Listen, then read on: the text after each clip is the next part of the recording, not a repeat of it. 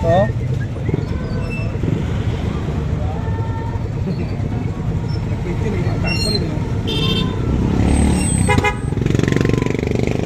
Yung nahirapan ito yung papasok sa loob.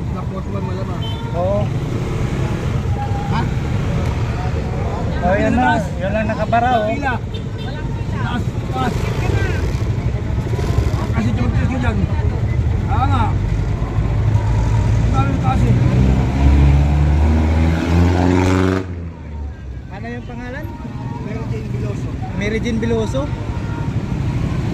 Yes. Makakapag dito sa correctional, oh. Dito nilipan si Mary Jane Biloso yung galing sa abroad. Parang drug trafficker yata yung kaso niya. Napagkamalan siya. Nagkamalan. Na may droga sa Malayta. Oh, yun na nga. Kabintangan lang. Daming supporters guys, oh.